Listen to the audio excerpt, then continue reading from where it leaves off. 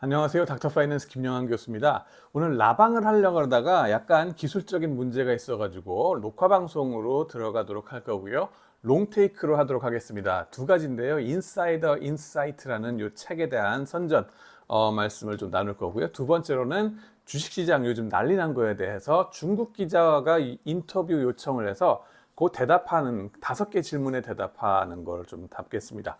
어저께 영어로 라방하는 거를 보신 분들은 조금 이제 아시겠지만은 거기에 추가적으로 제가 말씀드릴 게 한 2가지 정도 더 있어요. 레버리지 ETF 단일 종목 그거에 대해서 어떻게 보는가. 두 번째로 금융위기와 관련된 이것 때문에 위기가 닥칠 건가 말 건가 그거에 대한 얘기를 조금 보충해서 말씀드릴 겁니다. 첫 번째 책 선전 들어갑니다. 뭐 제가 이분한테 무슨 뭐 지원금을 받거나 어쩌거나 이런 거 절대 아닙니다.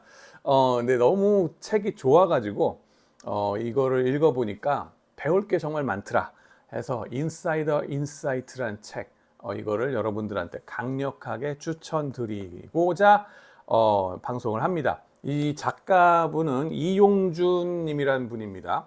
저도 이거 뭐 증시 각도기에 나오는 방송을 보고서 무릎을 치고 야 진작에 왜 저런 책을 내가 안 봤지? 이러면서 이제 정독을 했어요. 그래가지고 쭉 보시면은 뭐 여러 군데에 아주 영양가 높은 얘기들이 많이 나오고요. 스포를 너무 많이 하면 안 되겠죠. 그래서 저도 제가 좋아하는 것들 몇 가지에 대해서만 좀 포인트를 짚고서 그 다음에 넘어갈게요. 아마 저도 이제 수업 시간 중에 이런 작가님을 좀 초청해가지고 강의도 들어봤으면 좋겠다는 생각이 들 정도로 정말 좋은데 왜 좋으냐? 월스트리트에서 트레이더로서 일한다는 거, 그죠? 건 10년 넘게인가? 아마 일을 하신 걸로 보입니다. 용인 외대부고를 나온 수재죠. 그러고 UC 버클리 가가지고 공부한 사람이고 스태티스틱스니까 통계학 전공이고 그 다음에 시티뱅크 그죠 시티그룹이죠. 그쪽에서 퀀티테이티브 트레이딩 내지는 트레이더 이쪽에로서 일을 해가지고 경력을 쌓았는데 그 트레이더 하는 분들 내지는 그 우리가 흔히 이제 주식 방송에서 말하는 뭐 세력, 외국인, 무슨 기관, 세력이라고 오해를 하지만은 그 안에서 어떤 사람들이 있는지, 어떤 사람들이 어떻게 행동하는지 그거에 대한 거를 대단히 자세하게 재미있게 설명을 잘해 줍니다. 자극적이지가 않아요. 자극적이지가 않고 있는 그대로의 모습들을 보여주면서 어떤 사람들의 모습에 배울 점이 뭐고 아닌 게 뭐고 반면 교사는 뭐고 그런 점들도 얘기를 잘해 주고요. 그 다음에는 단순히 영어만 잘하는 게 아니에요. 이분이 딱 보면은 이 한글로 표현하는 거가 역시 한국에서 교육을 받아가지고 그런지 고등학교를 이게 그 뭐랄까 정말 한국적인 표현들과 영어적인 표현들의 그 묘미 그런 것들을 잘 가려서 얘기를 잘 해줬어요. 정말 정확하게 짚어줬고 그런 점에서 참 정말 보기 드문 책이다 라고 생각이 듭니다. 다른 주식 관련 책들 좋은 책들 많습니다만은 대개는 이제 그 트레이더 안에서 일하는 얘기들보다는 투자자로서의 마음가짐 내지는 어떻게 우리가 주식시장을 대해야 되는가에 대한 전반적인 얘기가 많다 그러면은 이거는 정말 학생들 입장에서 어떻게 우리가 커리어를 준비해야 될지에 대한 얘기를 커리어 준비 이렇게 해라라는 얘기가 아니라 그 바닥에서 일하는 양반들이 어떤 사람들인가에 대해서 그들의 행동이나 사고방식이나 성공 요인은 뭐고 실패 요인은 뭘까에 대해서 이분이 차분하게 분석을 잘 얘기해 줘요. 그래서 배울 점이 정말 많다. 그리고 이제 오해하지 말 거는 이거는 이제 IB 내지는 증권사, 자산운용 이쪽에서 일하는 분들 입장에서 그죠? 기관 투자자로서 일하고 싶은 꿈나무들이 어떻게 바라봐야 되는가에 대한 얘기를 좀 더 많이 해주고요. 우리나라의 제도권 이 소매금융에서의 어떤 뭐랄까 기존의 관치금융 하에서의 소비자금융 이쪽 단에서의 얘기는 아니다. 이쪽 단에서는 공격성이 그렇게 많지가 않죠. 정부에서의 간섭도 엄청 많고 그렇기 때문에 소비자 금융 위주로 나가는 우리나라의 금융업을 바란다 그러면은 이 책은 해당이 없습니다. 이거는 우리가 생각하는 흔히 경영학과에서 적극적으로 공격적으로 투자하게끔 가르치는 그 학생들 대상의 책이다라고 저는 말씀을 드릴게요. 그래서 학부모님들 중에 우리 자녀가 나중에 무슨 그 소비자 금융이라든가 기존의 제도권에 내가 봤던 그 많은 은행들에서 안정된 직장에서 따박따박 월급 받으면서 정년 60세, 62세까지인가요? 뭐 그때 안정되게 살아가는 그런 금융업을 바라보는 분들은 아닙니다. 그거 말고요. 이제 증권회사, 주식시장, 채권시장, 파생상품, 그리고 AI driven algorithmic trading 이런 것들에 대해서 궁금한 분들, 그죠? 그분들에 대해서 준비를 시켜주는 좋은 책이다라고 말씀을 드릴게요. 여기서 이제 제가 한 두 가지만 제가 포인트를 잡아서 재밌는 거 한 가지는 보면은 지난 CT 쪽에서 일하면서 2016년 11월 예를 들면 200페이지에 이런 얘기가 나옵니다. 미국 대통령 선거 개표일 날 밤 트레이딩 플로어 각 데스크 밑에는 침낭이 놓였다. 출구 조사는 박빙의 승부를 예고하고 있었고 금융시장에 엄청난 변동성을 가져올 것으로 예상되었던 이벤트를 누구 하나 집에 돌아가는 일이 없었다. 그러면서 누군가가 트럼프를 지지하는 뜻에서 책상 위에 올려둔 트럼피 베어 인형을 앞에 두고 트레이더들은 양당의 입장을 들먹이며 서로 갑론을박 토론을 펼쳤다. 그러면서 종종 밤샘 근무하는 사람들한테 익숙했다. 이러면서 쭉 얘기가 나오는데 침낭을 거기다 갖다 놓고서 트레이더들의 삶이라고 하는 게 그 현장에서 어땠는지 그런 거에 대한 이 소소한 깨알 같은 디테일이 살아있어요. 너무 재밌고요. 그 다음에는 여기에서 트레이더들이 이제 다양한 인간 군상이 나오는데 거기에서 성공 요인이 뭔가, 실패 요인이 뭔가에 대해서 참 설명을 잘 해줬습니다. 옆에서 바로 보는 것 같은 느낌입니다. 그 다음에는 제가 이제 여러 가지 좋은 것들이 나오지만은 시간 관계상 맨 끝에 에필로그에서 말해준 거 몇 가지를 이제 저도 좀 양념을 버무려서 얘기를 해보면요. 278페이지에 이런 얘기가 나옵니다. 금융산업의 기반이 논리라는 점을 이해하면은 시장에 대한 많은 오해가 자연스럽게 바로잡힌다. 대표적인 예가 대형 금융기관들이 개인 투자자, 이른바 개미들의 포지션을 털어먹기 위해 작전을 짠다는 일종의 도시괴담이다. 얼번 레전드란 얘기죠. 근데 그런 거에 속아 넘어가지 말라는 얘기예요. 그죠? 우리가 흔히 리딩방이라든가 또 흔히 저희들 MBA 그 원우님들이라든가 또 투자를 막 이제 신나게 막 해본 학부생들이라든가 그런 분들 얘기를 이렇게 들어보면은 어둠의 세력들 때문에 내가 털렸다. 뭐 이런 억한 심정들이 막 쏟아져 나오거든요. 근데 제가 얘기하잖아요. 제 논문에서도 얘기한 게 뭐예요? 성공하면은 내가 잘나서 성공했다고 생각하고 쪽박 나면은 누굴 탓한다고요? 남을 탓한다고요. 누굴 탓하고 싶겠어요? 내가 아닌 저 어둠의 세력들 누군가가 작전 짜고서 나를 털어먹었을 거야. 거기엔 또 나르시시즘 이게 모두가 나한테 관심이 있는 줄 알아요. 안 된다고요. 깨어나시라고요. 아무도 당신한테 관심 두지 않습니다. 그죠? 개미들을 털어먹기 위해서 모기 간을 내먹어라. 그죠? 그럴 리가 있겠냐 하는 겁니다. 그래서 지나친 그 음모론이라든가 그런 거에 대해서는 버리라는 말씀이에요. 자기 본의 편향성 내지는 그런 거에 여러분들이 시달릴 수가 있다. 그래서 세상을 제대로 바라보기 위해서는 이 책을 좀 보셔야 돼요. 그래서 그런 도시괴담을 믿지 말란 얘기예요. 개별 금융기관이 거대한 시장 전체를 좌지우지하는 것은 불가능하다. 예, 그래요. 그렇고 자기네들 앞가림하기도 바빠 죽겠는데 언제 개미들한테 저 조그마한 개미들을 피 빨아먹기 위해서 어떻게 해야지 안 된다는 거예요. 지금 고래들끼리 싸우기도 급박해 죽겠는데 그렇다는 거고요. 예측할 수 없는 개인 투자자들의 움직임을 기반으로 전략을 세우는 것은 지나치게 불확실성이 크다. 현실적으로 거대 자본의 행동 원칙이 될 수가 없어요. 없으니까는 이걸 좀 받아들이셔야 됩니다. 아, 그럴 리가 없어 라는 생각을 또 하시겠지. 그러지 마시라는 겁니다.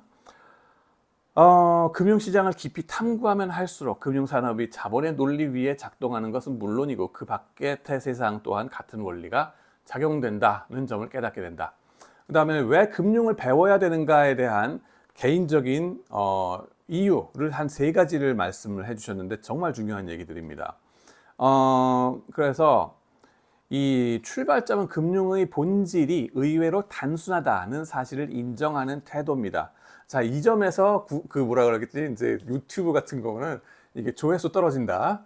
왜냐하면 우리는 믿고 싶은 바를 자꾸 이제 보고 싶어 한 거 있거든요. confirmation bias가 있어가지고, 아, 금융시장은 어둠의 세력이 로스차일드 같은 그 유택의 금융계 뱅커들이 뭐 이게 우리의 고열을 짜먹기 위해서 그러고 있을 거야.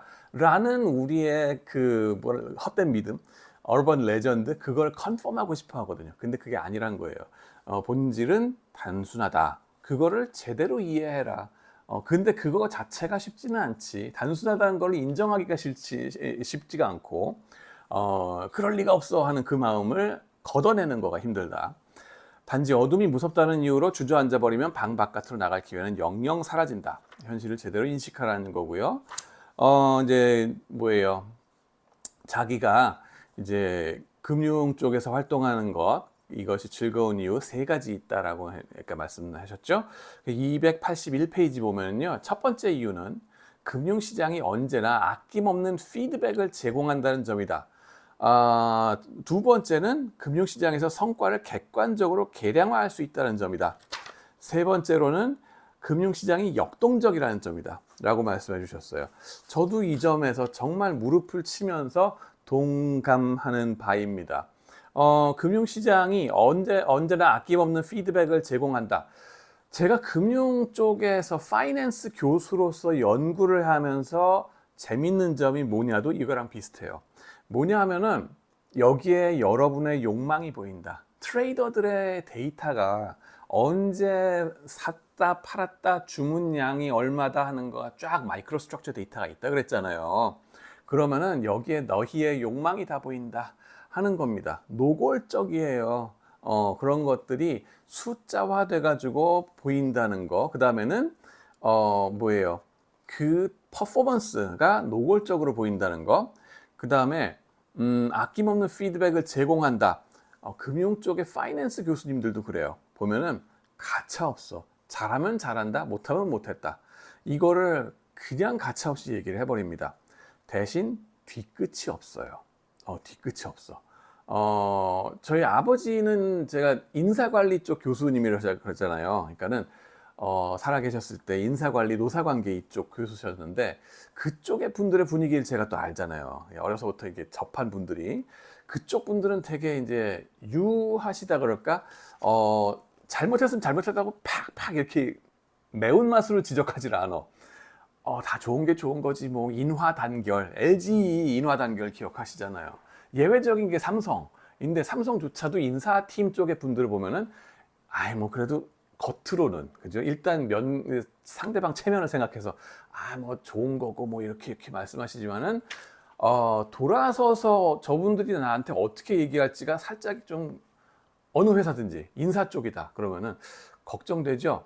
앞에다 대고는 좋게만 말씀하셨거든. 내가 마음에 상처를 받을까봐. 그쪽에서는 정치적으로 표수를 잃고 싶어 하지 않는 게 눈에 보여요. 정치랑 가치가, 노동조합 하시는 분들 정치 표수 중요하시잖아. 그런 게 눈에 보입니다. 근데 파이낸스는 가차 없어요. 숫자로 딱 NPV 나오잖아. 똑바로 계산하라고. 근데 뒤돌았을 때 뒤끝이 없어. 내가 맞았으면 맞은 거고 내가 반성하고 열심히 하면 돼. 그죠? 잘했으면 진짜 잘한 거야. 그렇다고 해서 뭐 끝까지 오만하게 살란 얘기도 아니야. 언제 그게 또 흔들릴지 모르니까 알아서 정신 차려 가란 얘기예요. 그러고 내가 뭔가 부족하다. 바로바로 피드백이 들어오는 거예요. 제가 취업 준비할 때에도 옛날에 학부생 졸업할 때에도 골드만삭스에 먼저 취업한 친구가 저한테 가차없이 피드백을 줬던 거 말씀드렸잖아요. 그죠? 그걸 받아들일 때는 대단히 마음의 상처가 느껴지는 것 같고 막 그랬었어. 생각해 보세요. 제가 인사관리적인 분위기로 다 이제 체면 살려주고 그렇게 좋게 좋게만 말해주는 그런 분위기에 익숙하다가 가차없이 노골적으로 그냥 피드백 딱 주고 그냥 막 너 이거 뭐 이 F 받은 거 그냥 어떻게 할 거냐 그냥 감내하고 나가라고 네가 무슨 뭐 이게 시장 바닥에 그거를 일찍 받아들이라고 그런 얘기를 들었을 때 얼마나 마음의 상처가 될 뻔했겠어요. 근데 그거를 그냥 뒤끝 없이 받아들이는 거야. 지금까지도 그 친구랑 잘 지내요. 고마워. 평생 고마워. 그게 이제 파이낸스에서 하는 분들의, 일하는 분들의 특징이라고 저는 봐요. 뒤끝이 없다. 뒤끝이 있으려면은 거기에서 성공하기가 힘들 거야. 왜냐하면 뒤끝 감당하다가 현재 포지션 관리도 제대로 안 되니까. 바빠요. 급하고. 그렇기 때문에 노골적인 그런 것들이 좋은 점이 있다. 피드백을 바로바로 제공한다. 잘하면 잘한다. 못하면 못했다. 숫자화된다. 계량화된다. 얘가 말씀드렸죠. 여기에 당신의 욕망이 보입니다. 그래서 연구하기에도 딱 좋아요. 그 트레이딩 데이터 같은 거. 그리고 CEO의 연봉 데이터. CFO가 얼마 받았다. 그죠? 연봉과 잘린 거 이런 것들 뭐 학원 프로모트 뭐 승진한 거 그런 게 얼만큼 퍼포먼스에 센시티브하게 민감하게 이분들이 페이를 받는가 데이터가 바로바로 그냥 제공된다 그랬잖아요. 연구하기에도 너무 좋아.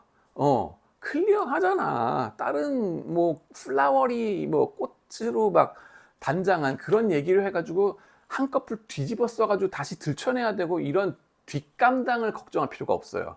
그게 파이낸스 리서치하는 재미다 라고 저도 말씀드릴게요. 역동적이다. 언제 어떻게 새로운 도전이 나올지 모르니까 한순간도 지루할 틈이 없다. 맞는 말씀이에요. 파이낸스도 마찬가지입니다. 그런 점에서 여러 가지 파이낸스 관련된 이쪽에 관련된 좋은 장점에 공통점이 좀 있지 않나라도 저는 말씀드릴 거예요. 금융시장은 자본이 지나가는 길이다 라고 말씀하셨어요. 285페이지 보면은 그 위를 흐르는 돈은 목적 없이 움직이지 않으며 늘 뚜렷한 논리를 품고 있다. 그 논리를 읽기 위해서는 단순히 숫자를 쫓기보다는 길을 만드는 사람들의 의도를 추적해야 한다. 결국 금융을 배운다는 건 곧 자본의 흐름이라는 나침반을 통해 세상을 이해하는 일, 그 시선이 나의 자산이 된다는 걸 이제 깨달았다라고 말씀하셨는데 정말 좋은 책입니다. 반드시 제 학생들한테는 반드시 필독서로 벌써 권장했어요. 그래서 이 독자분들, 구독자분들 이 책 한번 꼭 구해서 탐독해 보시기 바라고요. 이게 좀 중간에 조금 지루하실 수 있는 부분은 전문 용어들이 좀 나올 때, 뭐 트레이더 ABCD 뭐 해가지고 나오는데, 뭐 이런 분들 중에서 그 상황 스페시픽한 전문 용어들 막 나올 때는 조금 졸릴 수 있는데, 그건 살짝 건너뛰시더라도 괜찮겠죠. 하지만은 웬만하면 다 끝까지 읽어보셔라. 요즘 뭐 LLM도 있으니까 그 용어가 뭔지 물어보시면 될 거고, 하여튼 이 저자분 한번 모셔보고 싶다 하는 생각이 들고 있습니다. 좌우지간에 이 책에 대해서 말씀을 드렸고요. 오늘 롱테이크로 한다 그랬죠. 그죠? 롱테이크로 해서 18분이 지나가고 있습니다만은 멈추지 않고 계속 해보겠습니다. 주무시면서 들어도 된다는 거고요. 자, 그래서 이제 situational unawareness, 코리안 스탁 마켓. 한국말로는 이게 뭐 하는 시츄에이션인가 하는 얘기로 이제 앞으로 한 1시간 좀 넘게 얘기를 같이 하게 될 것 같습니다. 이건 뭐 하는 시츄에이션이냐 하는 건데 보시다시피 나왔죠? 네. situational awareness라고 하는 헤지 펀드를 만들었다는 젊은이 그리고 그 펀드가 망하면서 이분이 접수하셨죠? 시타델 켄 그리핀이라는 분입니다. 그거가 얘가 왜 말아먹었냐? 누구겠어요? 코리아의 SK 하이닉스를 비롯한 반도체 주식들의 레버리지로 올라타면 어떡하니 하는 거죠. 그죠? 그래서 시츄에이션을 unaware한 그것이 아니었을까? Situation unawareness about South Korean stock market. 여긴 매운맛이다. 함부로 그렇게 레버리지 들어오면은 망한다. 말씀을 같이 나눠보도록 하겠습니다. 이게 이제 한국 주식시장이 왜 이 모양이에요? 라고 물어본 기자분이 있어요. 누구냐? 중국의 메이저 경제신문이랍니다. National Daily Business, National Business Daily, 매일 경제 신문이랍니다. 네, 뭐 그래가지고 물어봐줘서 고맙고, 나도 중국의 경제신문 기자분한테 대답해 주는 건 처음이에요, 평생에. 재밌어서 저도 한번 쭉 그 데이터를 한번 끌어 모아봐서 그림을 그려봤습니다. 그래프죠. 그래가지고 지난 12개월간 우리를 둘러싼 29개 나라의 주가지수 성과들을 한번 봤어요. 작년 7월 30날부터 금년 7월 30날입니다. 주의하실 거, 31일은 뺐어요. 들어갈 수가 없었다. 왜냐? 이 질문을 받은 날짜가 언제냐? 29일 날 받았어. 그리고 30날 밤까지 얘기를 해달래. 31일 밤까지 얘기해달래. 그러니까 내가 30날 것까지 데이터를 딱 모아가지고 얘기를 했고, 그게 뭐가 중요하냐? 31일 날 주식시장 폭등한 거 아시죠? 그래서 그거는 안 들어갔어요. 그거 들어가기 전에 떡락을 계속 연속하다가 요 바닥 찍는 그거 때까지의 데이터만 가지고 얘기를 하겠다 하는 겁니다. 자, 그래가지고 이게 뭐 하는 시츄에이션인가? 29개국 주가지수 성과를 쫙 보면은요, 일본, 중국, 미국, 홍콩, 무슨 유럽 다 나왔어요. 그래가지고 그거 대비 우리나라가 얼만큼 주식시장이 올라갔는가? 다들 아시죠? 주황색이 바로 우리나라입니다. 네, 여기에는 코스피, 코스닥을 제가 아예 합쳐버렸어요. 2,600여 개의 상장 기업들의 시가총액을 싹 다 더해버린 겁니다. 그거를 가지고 시가총액 기준으로 이 지수를 내서 쫙 보여드린 건데, 우리나라의 지수가 주식시장이 보면은 압도적으로 올라갔었다. 100에서 시작했다 그러면은 1년 사이에 250까지 갔다. 그러니까 150%까지 확 올라갔다가 떡락을 해가지고 지금 160. 그때까지 이때까지 여기서 사서 이때까지 그냥 들고 있었다 그러면은 아무리 떡락했다 그래도 플러스 60 몇 프로예요. 윈. 나머지 나라들은 뭐냐? 그 밑에서 빌빌거리고 있는 거 보이시죠? 스펙트럼이 쫙 나옵니다. 바로 옆에 있는 게 타이완, 반도체, TSMC, 우리 어깨 걸고 같이 가는 거니까 그렇게 가는 거고. 근데 재밌는 건 뭐냐면은 제가 노란색으로 여기 밑에 보여드리는 게 한국의 equal weighted, 이게 시총 기준 말고 단순 평균, 2,600개 종목들의 단순 평균을 해가지고 시총에 상관없이, 그죠? 시총에 상관없이 몇 퍼센트로 이제 평균적으로 우리나라의 2,600개 종목이 몇 퍼센트 올라가거나 내려갔을까를 보여주는 지수가 바로 노란색이거든요.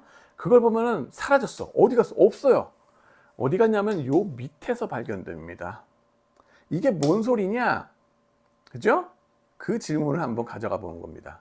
자, 그래가지고 기자분의 질문은 요거예요. 첫 번째 질문, 코스피가 이미 사상 최고치에 근접한 상황에서 한국 개미들은 왜 레버리지를 계속 늘렸을까요? 두 번째, 주가가 하락하는 중에도 많은 투자자들은 왜 포지션을 줄이지 않고 계속 매수했을까요? 세 번째, 빚을 내서 물타기, 저가 매수를 하는 게 어떻게 마진콜과 반대 매매, 강제 매도로 이어질 수 있는가? 나 이게 질문 딱 보면서 와, 놀랬어. 왜냐면은 29일 날 이 질문을 받았는데 받고 나서 30일 되는 그 밤중에 기사가 막 뜬 게 뭐냐? 시츄에이셔널 어웨어네스, 망한 그거에 대한 기사가 막 떴거든. 얘가 무슨 뭘 알고 질문한 건 아닐 거 아니에요, 이거를. 근데 what a coincidence, 영어 표현으로. 그죠? 정말 우연의 일치도 이럴 수가 있나 싶을 정도입니다. 너무 재밌어요. 세 번째 질문. 이거 개미들에 대한 질문을 하셨겠지, 이분은. 근데 알고 보니 뭐다? 개미보다 월스트리트의 헤지펀드들이 더 문제다 하는 걸 여기서 발견할 수 있었어요. 네 번째, 공포심, 군집행동, 손실회피 성향은 어떻게 시장 급락을 더 악화시켰는가 하는 거고요. 다섯 번째, 마지막, 이번 급락이 더 큰 금융위기의 전주곡이 되는 건 아닌가 라는 조심스러운 질문을 했습니다. 여기서 이제 제가 조심해야 되겠죠? 좌우지간에, 지난 12개월간 수익률을 딱 봤습니다. 7월 30날까지. 딱 보시면은, 아까 보여드렸던 그 29개 나라의 지표들 쭉 보면서, 한국이 양극단에 가 있어요. 시총 기준으로 가치, 뭐라 그러죠? 밸류웨이티드 인덱스로 보면은 이렇게 꼭대기에 가서 61% 막 했다는 게 나오고요. 반면에 이퀄 웨이티드 단순 평균으로 보면은 맨 바닥에 가서 처져 있다.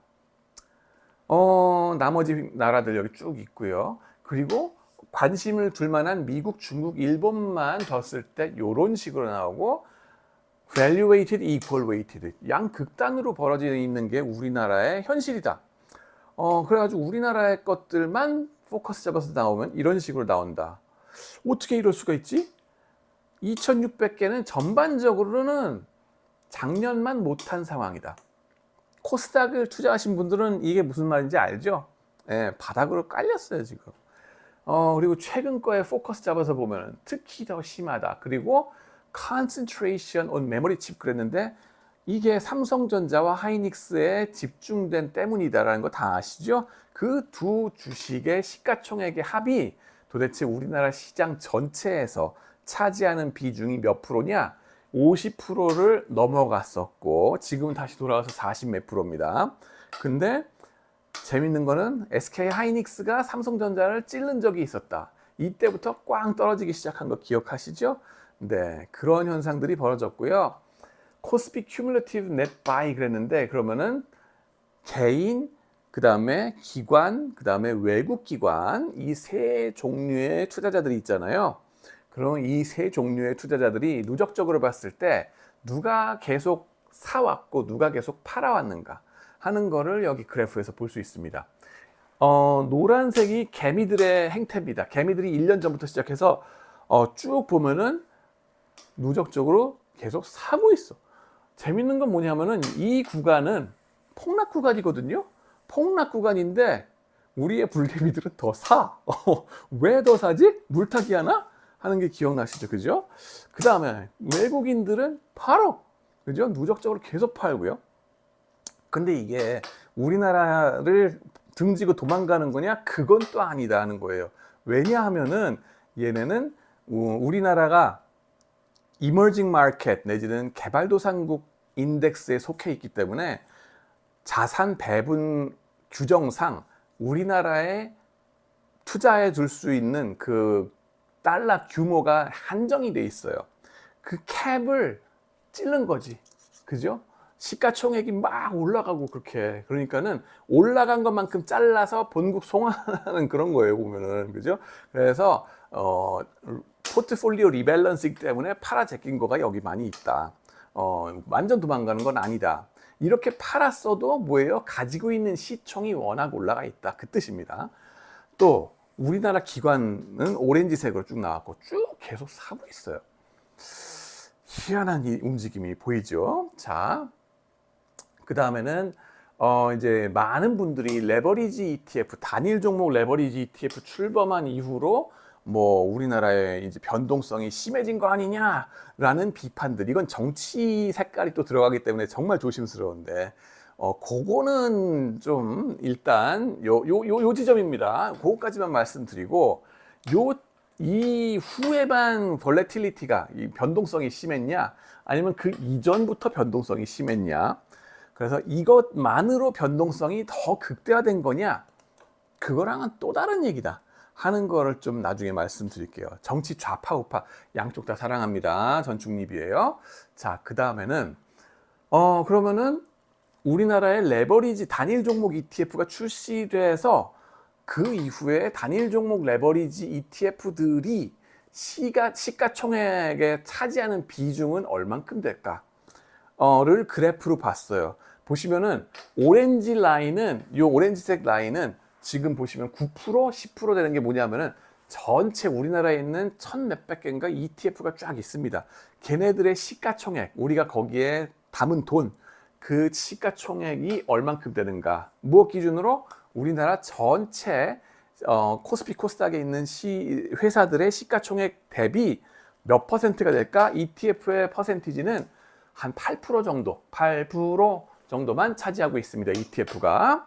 그런데 요 레버리지 ETF, 그죠? 단일 종목 ETF, 그게 숏이 됐든 롱이 됐든 간에, 그죠? 걔네들의 시가총액은 1%가 안 됩니다. 1%가 안 돼요. 물론 거기에서 방어 논리랄까, 이제 악용할 수 있는 거는 테일 웨깅 더 도그 아니겠냐, 이거가 들어서서 나중에 블라블라 이 시장 메커니즘상 마지막에 종가 기준으로만 하기 때문에 그때 큰 변동을 막 일으키고 그걸로 인해서 나오는 문제들이 있다. 그 말씀도 일리 있습니다. 근데 전체적인 시가총액으로 봤을 때는 1%도 안 된다 하는 거를 좀 볼 수 있다 하는 겁니다. 그 다음에는요, 그 다음에 이제 쭉 이제 트레이딩 비헤이비어 보시면은, 이게 또 코스닥에서는 이런 행태가 나온다. 재밌는 거는 코스닥에서 2026년 초반에 무슨 일이 있었는지 몰라도 갑자기 개미들이 빠져나가 버렸고요. 그러고 나서 다시 또 들어오는가 했더니만은 5월 달부터 다시 또 빠져나가기 시작했어요. 이게 뭘까? 요게 뭘까? 요거. 코스닥에 이제 기술주 투자를 개미들이 좀 해달라 하는 건데 왜 빠져나갔을까? 우리는 좀 그 답을 좀 알고 있죠. 왜? 코스닥에서는 변동폭이 심한 맛에 이제 투자를 하는 게 불개미들의 원칙인데 더 재밌는 투자 수단이 나타났다는 거 아니에요. 그리고 그 레버리지 ETF 단일 종목, 그것도 삼성전자와 안전하다고 우리가 믿고 있는, 그죠? 설마 이게 망하겠어? 하는 그거에 레버리지를 걸어가지고 하루 변동폭이 미쳐버리는데 누가 코스닥에 투자를 하겠냐고, 불개미들이. 나가는 거예요, 여기서. 그죠? 제가 지난번 동영상에서도 말씀드렸잖아. 코스닥이든지 이쪽에 기술주에 불개미들이 몰리도록 해줘야 된다고요. 30% 한정을 두지 말고 좀 먼저 풀어주고 그 다음에 단일 종목 레버리지를 하든 말든 했어야지 됐는데 스텝이 꼬였다 그랬죠. 그 말씀이고요. 그 다음에는 Four Big Points of Investor Psychology 그랬는데 뭐냐면은 제가 누누이 강의하는 바가 뭐예요? 4가지 투자자 심리의 핵심을 가지고서 설명하겠다는 건데, 첫 번째 과도한 외삼 예측, 두 번째 근자감, 세 번째 그 손실 회피, 네 번째 사회적 전이 편향, 이 4가지의 관점에서 대답을 해보겠다라고 말씀을 드렸어요. 그래서 첫 번째 질문 들어갑니다. 코스피가 이미 사상 최고치에 근접한 상황인데 한국 개미 투자자들은 왜 레버리지를 계속 늘렸나요? 요거에 대답하기 위해서는 뭘 먼저 봐야 돼요? 우리나라의 전통적인 투자 수단, 그죠? 투기 수단이든 투자 수단이든, 투자와 투기의 구분이 뭐냐? 내로남불이죠. 내가 하면 투자, 네가 하면 투기. 자, 그래서 전통적인 투자 수단은 뭐였어요? 부동산. 그것도 강남의 똘똘한 한 채 서울 부동산 가격의 지수를 한번 뽑아봤습니다. 지수의 이제 움직임을 보니까 2020년인가요? 22년 1월을 100으로 봤을 때에 이게 쫙 우상향하는 거 보이고 최근 들어서 더욱더 빠꼼 올라가는 거 보이시죠? 자, 지금 요 상황이란 말이에요. 요 상황. 그죠? 그런 상황에서 무슨 생각이 드느냐? Fear of missing out, FOMO, 그죠? 부자 되긴 틀렸다. 그러면 부동산 말고 뭘로 부자가 될 수 있을까? 방법은 주식밖에 없다는 생각이 들지 않겠나 하는 건데, 특히 뭐예요? 하필이면 그게 전혀 의도하지 않은 바예요. 뭐냐면은 AI하고 같이 가버리는 거예요. AI의 HBM과 함께, 그죠? 대박이 나면서 전에 없던 반도체 붐이 벌어졌거든요. 메모리 반도체 가뜩이나 벌레타일하게 왔다 갔다 하는데 이번에는 완전, 그래서 지난 6월 달 말까지의 SK 하이닉스의 주가 움직임을 쫙 보면 이런 식으로 나와요. 자, 삼성전자도 벌써 여기 밑바닥의 거 대비 5배가 올라갔고 얘는 10배가 올라갔어요. 특히 기본으로 우리가 깔고 들어간 게 뭐다? 옆집이 그 친구들이 부동산으로 부자가 됐다. 그 상황에서 이 표를 보면은 무슨 생각이 든다? 주식시장이라 빨리 담가야 되겠다. 그죠? 라는 욕심이 들 수밖에 없다는 겁니다. 내가 벼락거지가 될까 보다. 그죠? 특히 최근 1년 거를 보면 이렇게 됩니다. 6월까지 딱 끊었어요. 그러면은 이 유혹에서 여러분들이 벗어날 수 있겠냐 하는 거예요. 그죠? 안 됩니다. 불가능해요. 그죠? 그래서 그러고 나서 7월부터 꽉 꼬라박는 게 나오죠. 그죠? 그랬다가 어저께 다시 또 팍 올라간 거 아실 겁니다. 자, 그래서 과잉 외삽과 그죠? 포모 그리고 학습 효과 이 세 가지가 합쳐져서 벌어진 상황이 아닐까. 레버리지를 계속 늘리고 투자 뛰어들게 된 이유. 아까 보셨죠? 개미들은 계속적으로 사들어가더라. 7월에도 뭐 그냥 떨어져도 상관없어. 줍줍하는 거죠. 가격 추세를 보면 눈이 자연스럽게 그 추세를 과도하게 연장해서 해석하게 만듭니다. 그걸 우리는 과잉 외삽이라 그러고요. 이거에 따라서 모멘텀에 올라타라 하는 게 한 가지가 있고, 그거에 따라서 역발상 투자를 하라라고 하는 게 또 다른 게 있습니다. 공통적인 건 뭐냐면은 시장의 효율성을 부정한다는 거라고 말씀드렸어요. 자, 이게 개미들만의 일이 아니다. 우리 평범한 범인들만의 일이 아니라 지능지수가 높다는 이 천재분들도 마찬가지다. 이게 천재분들의 얘기가 왜 지금 중요하냐면은 이따 말씀드릴 그 시츄에이셔널 어웨어네스 걔에 대한 얘기를 하려고 그래요. 근데 그 전에도 300년 전에도 400년 전에도 뉴턴께서도 이 실수를 저질렀다. 유명한 케이스라고 했죠. 남의 회사 영국의 그 유명한 버블과 크래시의 얘기입니다. 그 남의 회사의 버블이 형성돼 갈 때 어떻게 했느냐, 뉴턴이 먼저 알고 투자를 했어. 그래 놓고서 한 2배쯤 올라갔을 때 아싸 그러고서 이제 팔고 나왔어요. 그러고서 뒤돌아보면 돼요, 안 돼요? 안 됩니다. 근데 돌아볼 수밖에 없는 상황이 벌어졌죠. 뭡니까? 친구들이 남의 회사에서 아싸 하면서 부자 되는 꼴을 봤어. 그건 못 참지. 그러니까는 질투심에 이 사람이 어떻게 해요? 포모가 들어가면서 주가가 더 확 올라갔을 때 아이 지금이라도 들어가자. 다시 들어간 겁니다. 그러면서 어떻게 돼요? 상당 기간도 아니죠. 한두 주일 정도는 그래 내가 맞았나 보다. 그래도 오버 익스트래폴레이션. 달까지 갈 줄 알았겠지. 그러나 뭡니까? 곧이어서 이유 없이 폭락해 버리는 거지. 무슨 이유가 있든 말았든 중요한 건 그게 아니에요. 그죠? 어차피 버블은 이유 없이 올라갔다 이유 없이 폭락합니다. 내려 꽂히면서 어떻게 해요? 눈물의 손절을 요 밑에서 해버렸다. 여기서 샀는데. 그래서 이분이 평생 열심히 공부를 할 수밖에 없었다. 그죠? 방심하지 말자 하는 겁니다. 자, 그리고 이 over extrapolation 이거는 눈알이 어떻게 움직이느냐를 보면서 우리가 알 수 있다는 연구 말씀드렸죠. 임찬 교수님, 후세인 굴렌 교수님 이분들이 밝힌 바가 그거죠. 여기 보면은 차트 보면서 우리가 동물적으로 차트를 본 다음에 바이 셀 클릭을 하게 되는데 바이 클릭을 언제 하느냐? 최근에 올라가는 추세였다는 게 자꾸 확인이 될 때 주안점이 여기 있다는 게 나오는 거죠. 눈동자 트래킹을 해보니까 그러면서 바이가 나오더라. 셀은 언제 하느냐? 전고점에 왔다고 싶을 때 판다는 거예요. 그죠? 주안점이 이제는 트래킹이 되니까.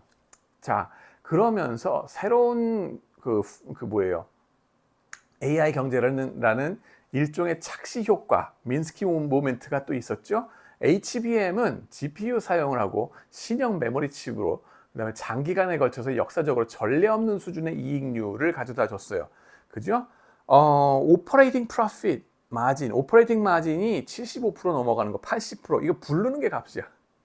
대동강물을 파는 그 봉이김선달 같은 그런 느낌의 프로핏 마진을 줄 수밖에 없었다. 독과점적인 위치인데 어떡하라고요? 대박 내는 거지. 그죠? 그런 게 HBM이고요.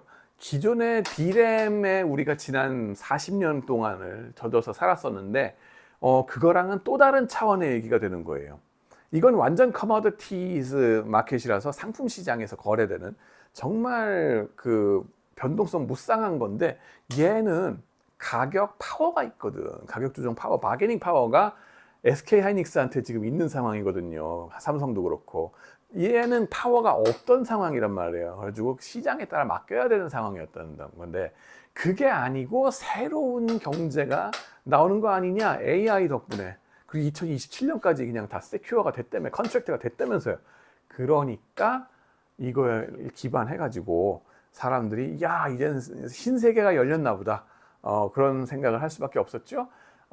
반도체 업체들이 그 다음에 플러스 어떤 일이 벌어지냐, 자원 재배분을 하는데 반도체 공장에서 레거시 D램은 수요만큼 충분히 생산되지 않았다 하는 거예요. 뭐냐면은 공급 부족 덕분에, 그러니까 뭐예요, 같은 그 팩토리 공장에서 이걸 먼저 비싸게 팔 수 있으니까 요놈 먼저 팔아야 될 거 아니에요. HBM 먼저 팔아야 되니까는 이 기계를 돌리는 거죠. 저쪽으로 전향해 버린 거죠. 그러니까는 기존의 D램을 생산하는 거는 또 확 줄여놨어.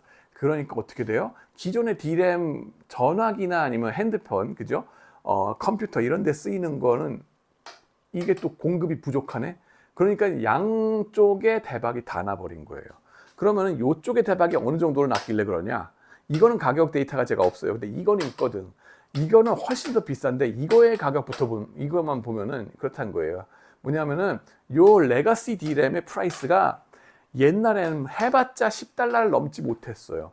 이걸 가지고서 무슨 메모리 빅사이클이다 뭐다 난리가 나고 막 대박 났던 게 요 정도예요. $10 선에서. 이때만 해도 막 삼성전자 대박이다, 막 SK하이닉스 난리 나고 막 이랬던 추억이 이겁니다. 근데 지금 6배가 넘게, 7배가 넘게 대박이 났단 말이에요. 요 레가시가 그만둬. 그러니까 사람들이 엑스트라 더욱더 신나지 않았겠습니까? 그죠? 그러니까는 반도체 주가가 엄청나게 올라갈 수밖에 없죠. 이 상황에 친구들이 부자가 됐다. 주식 투자해가지고 들어가야지. 포모 때문에 어쩔 수 없죠. 그 다음에는 세 번째로 러닝 이펙트가 좀 있었다고 봐요. 러닝 이펙트 뭐냐? 2020년 그때도 뭐예요? 테크 붐이 막 반도체 슈퍼 사이클 막 올 때 우리나라 투자자들 입장에서 제일 좋은 전략이 뭐였다?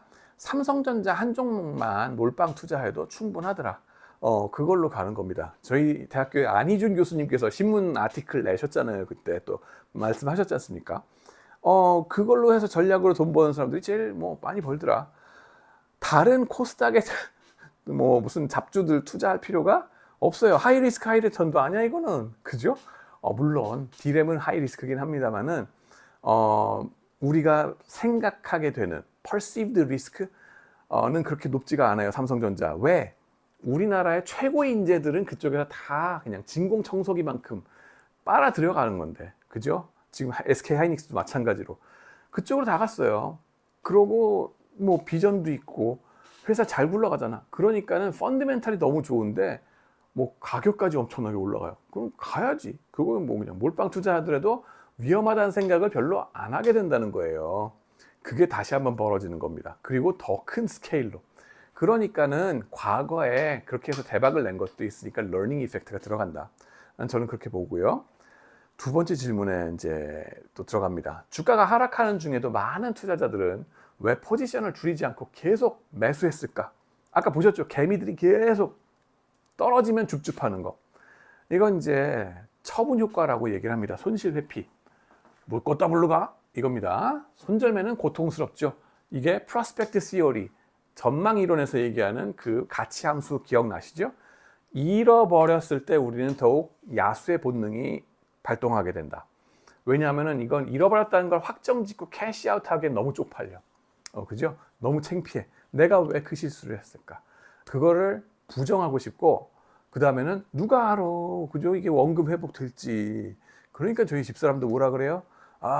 당신 그 손절매니 뭐니 됐고 그냥 쥐고 있어. 언제 다시 연상 회복할지 모르니까 일단 들고 있어. 라고 신신당부를 합니다. 그게 다 쌓이는 거죠. 그래서 가격이 튀어오를 지 누가 아느냐? 물타기, 저가 매수를 한다는 거죠. 물타기 하면은 어떤 생각이 들게 돼요? 심적 회계가 들어갑니다. 심리적 회계가 뭐냐면은 내 평단이 내려가. 평균 매입 단가 내려가니까는 손실이 50%라고 인식되지 않고 35%라고 인식되거나 뭐 이런 식으로 낮게 인식이 돼요. 그래가지고 조금만 올라가면 내가 원금 회복하는 거 아니야? 라는 안도감을 주게 됩니다. 문제는 뭐냐? 이건 분산 투자가 아니라 집중 투자를 하게 된다 하는 거니까 계란을 한 바구니에 몰아담게 되는 효과가 있으니까 하지 마시라고 그래요. 저는 분명히 수업 시간에 분명히 말씀드리는 게 이겁니다. 물타기 하지 마세요. 여러분의 악마의 그 뭐라 그러죠? 이 손짓이 물타기 해야 돼 이러면서 묻고 더블로 가 이럴 텐데 안 됩니다. 안 됩니다. 세 번째 질문입니다. 빚을 내서 물타기 저가 매수를 하는 게 어떤 마진콜과 반대매매, 강제매도로 이어질 수 있는가에 대한 질문이 들어왔는데 정말 타이밍이 적절하게 때마침 레오폴드 사태가 터졌죠? 네. 이 친구에 대해서 이제 얘기를 이제 들어보면은 그런 얘기가 있죠. 뭐예요? 이 24살짜리 펀드 매니저랍니다. 헤지 펀드 창업한 사람이라 그러고 지난 파이낸스 경력이 전무한 상태에서 헤지 펀드를 만들어 가지고 2년째인가 3년째 굴리고 있답니다. 그리고 작년까지 수익률이 450%인가 막 났대요. 작년이라기보다는 금년 말까지겠죠. 내지는 반도체 주식 이런 거 했으면은 적어도 금년 6월까지는 보셨잖아요. 쫙 올라가는 거. 누구나 쉽게 만들 수 있는, 그죠? 근데 450%는 좀 뭐 좋긴 하지만 레버리지 했으면 그렇게 나오겠지. 좌우지간에 대박을 냈단 말이에요. 경력은 없는데 이 자금이 얼만큼이냐? 헤지펀드 규모가 이 사람이 운영하는 게 45 빌리언 달러스 규모랍니다. 그러면 한 60조 원 규모가 되고요. 저기다 레버리지 올리면 200조 원 정도에 되는 대형 헤지펀드를 만들게 움직이게 된 거고, 그러면서 얘가 어떻게 돼요? 대형 헤지펀드가 되게 되면은 13F라는 규정이 있어요, 미국에서. 그래서 기관 투자자로서 대형이니까 네가 가진 포지션을 분기마다 보고를 해라 라는 게 있습니다. 그래가지고 거기에서 포지션을 딱 까게 됐고요. 얘가 자기가 갖고 있는 주식들이 반도체에 집중됐다는 게 까졌어요. 예, 이거는 뭐 법적으로 까야 되는데 어떡할 거예요? 네비우스, 샌디스크, 블룸, 마이크론, 익숙한 이름 TSMC 다 나오죠. 그 다음에 최근 들어서는 뭐가 들어갔겠어요? 우리들의 SK 하이닉스 들어갔겠죠. 그러면서 난리가 난 겁니다. 그러니까 포지션 까지면서 집중된 게 나왔다. 이건 뭐 날 잡아 잡수하고 그냥 까놓은 거지. 그러니까 피라냐처럼 덤벼드는 거고요. 근데 이 사람이 이제 왜 유명세를 타게 됐는가 하는 이 스토리도 또 재미는 있습니다. 뭡니까? 이 사람이 독일 계통으로 엄마 아빠가 다 무슨 의사래나, 그러니까 엄청 머리가 좋겠죠, 얘도. 그 좋은 머리 갖고서 이제 컬럼비아 대학에 조기 입학을 했다는 거예요. 16세에 들어가서 20세에 졸업했겠죠. 그러고 나서 어디에서 일을 하느냐? FTX라는 그 코인 거래소 기억나시나요? 샘 뱅크맨 프리드라는 사람. 말아드셨죠? 예, 그쪽 회사에서 일을 한 거가 나옵니다. 그러고 아마 알고리즘믹 트레이딩 뭐 이런 걸 좀 하지 않았나 싶어요. 엔지니어링 브레인 갖고 뭐 했겠어요, 그죠? 하이 프리퀀시 트레이딩 이런 거 하는 게 또 이제 코인 시장에서 각광 받으니까 했겠지. 그리고는 그 다음에는 또 뭐예요? 그 기술 가지고서 이제 뭡니까? 저기 오픈 AI에 들어가 가지고 일을 하다가 쫓겨납니다. 왜 쫓겨나냐? 하필이면 일리아 수츠케버 그 사람이 이제 그 일리아 수츠케버가 그 반란을 일으켰던 게 2023년에 유명한 일이 있었죠. 저거 뭡니까? 인류를 위해서 위험하다. AI가 그죠? 이걸 우리가 오픈 AI가 상업화하는 걸 우리는 막아야 돼. 나는 알고 있다. 이런 식으로 나가면 안 된다. 우리가 이제 인류에 도움이 되는 일을 해야 되는데 이것이 무엇이냐 이러면서 이 샘 알트만하고 이제 척을 집니다. 샘 알트만을 쫓아내는 역모를 그죠? 저질러 버렸죠. 근데 이 수츠케버 팀에 이 사람이 속해 있었다 그래요. 그러면서 뭐 3일 천하인지 뭔지 몰라도 금방 끝났죠. 그러고서 수츠케버가 쫓겨나고 얘도 같이 쫓겨나는데 그 과정에서 아마 뭔가 불미스러운 일이 이제 있었던 것 같죠. 회사에서는 얘가 뭐 내부자 정보를 뭐 부당하게 디스클로즈 한 것 같다. 그래서 막 뭐라고 욕을 한 거고 이 사람은 그게 아니다. 그러고서 디펜드하는 상황에서 끝난 걸로 압니다. 그러면서 쫓겨난 다음에 이제 Situational Awareness라는 보고서를 100몇십 페이지짜리를 구글에 찾아보시면 나오죠. 그거를 발표를 합니다. 그러면서 소셜 미디어의 스타가 돼요. 이제 일리아 수츠케버의 그 이제 가치관이라든가 이런 걸 생각해 보면은 AI로 인해서 우리가 어떻게 큰 손해를 입게 될지 그 둠스데이 얘기에 대한 얘기를 많이 하는 거죠. 그래서 이거 하지 마라, 위험하라, 뭐 이런 얘기를 했나 보지. 그러니까는 AI의 노스트라다무스라는 얘기를 들었다는 거죠. 그러면서 팬들이 막 열광적으로 생기면서 샌프란시스코 이쪽에 실리콘밸리 쪽에서 투자금을 많이 벌게 된 거겠죠. 그래서 그 자금들이 막 몰려들면서 형성된 돈이 이 정도 된다는 겁니다. 45 billion dollars. 엄청나죠? 눈먼 돈 아닌가? 저는 솔직히 그렇게 생각해요. 이 사람이 경력도 파이낸스 바닥에서 2, 3년밖에 안 되는 애한테 그 정도로 돈이 몰려도 되는 건가?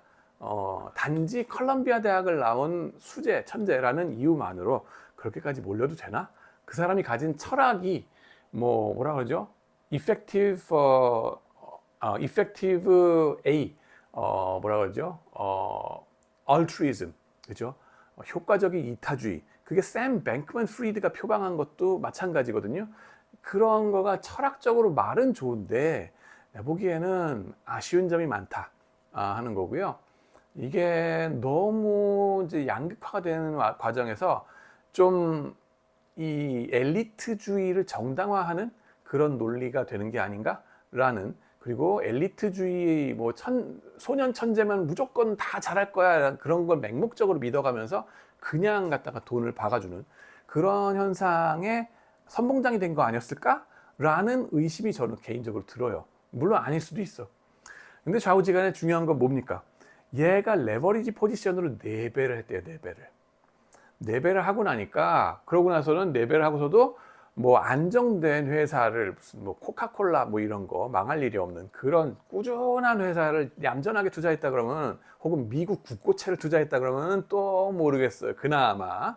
근데 하필이면 그 레버리지 갖고서 투자한 게 우리도 다 아는 그 신나는 매콤한 SK 하이닉스를 했단 말이에요. 그죠? 반도체 주식. 그러니까는 피라냐처럼 달려들 수밖에 없는 거죠.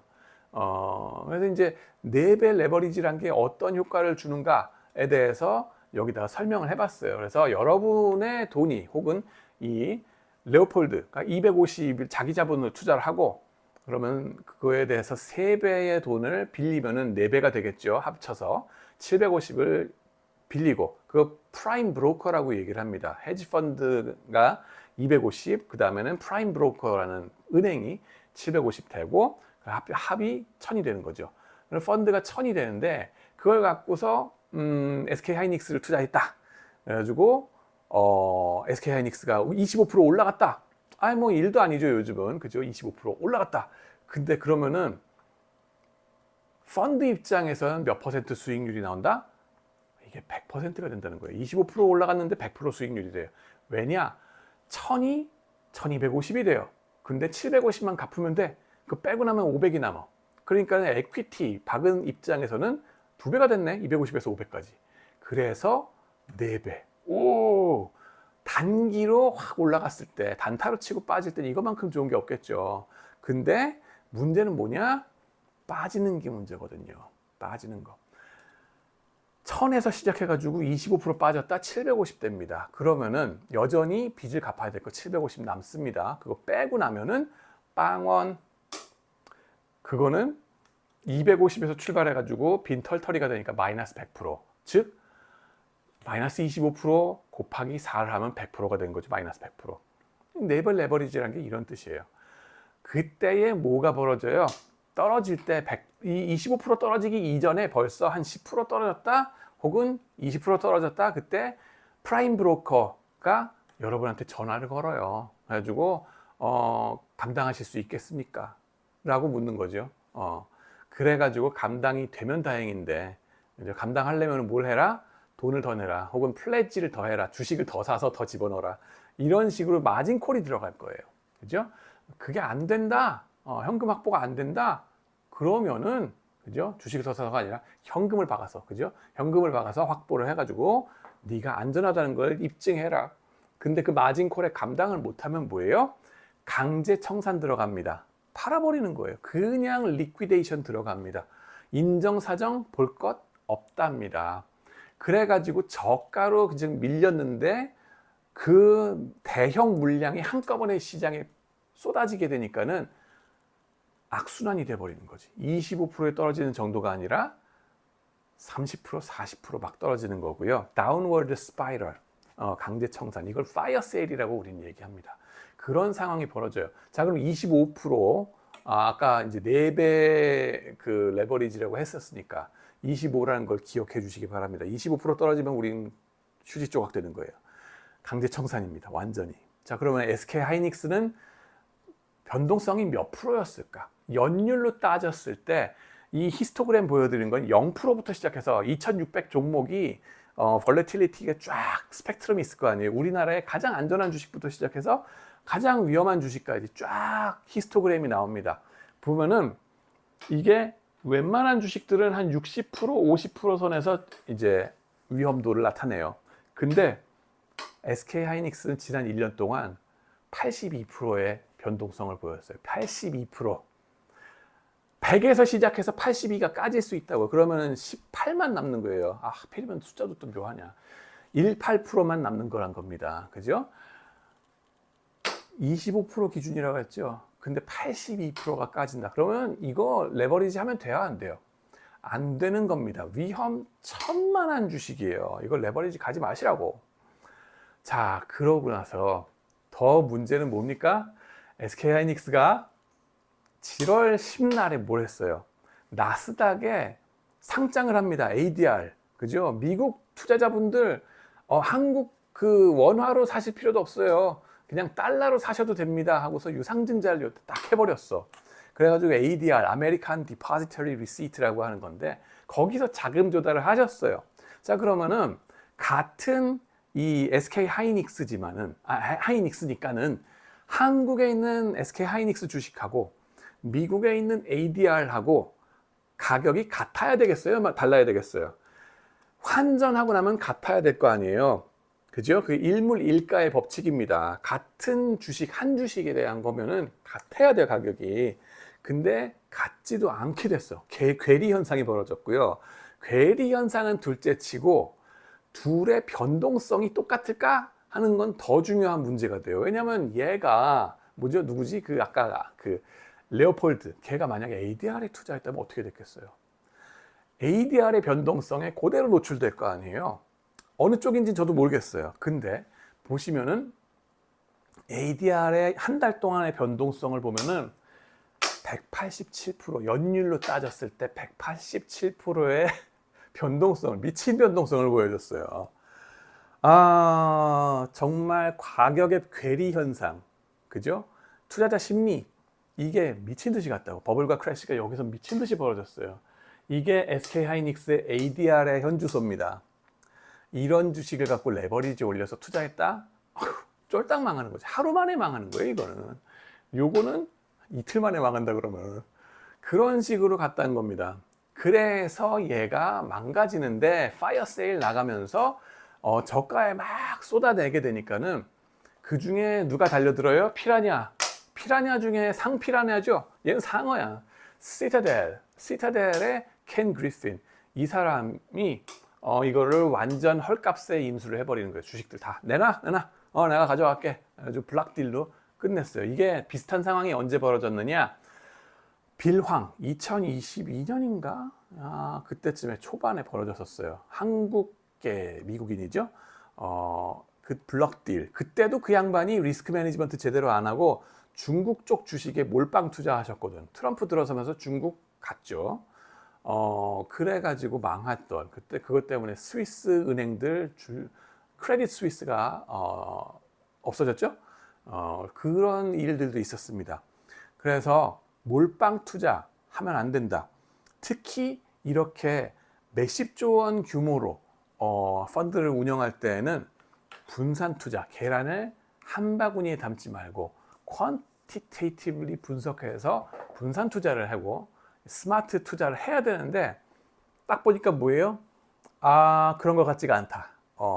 얘가 콜롬비아 나왔다며, 뭐 천재라며. 아니, 뉴턴도 천재였다니까요. 뭐 얘가 천재라는 거 부정하는 거 아니야. 얘 미남이요. 잘생겼어요. 그죠?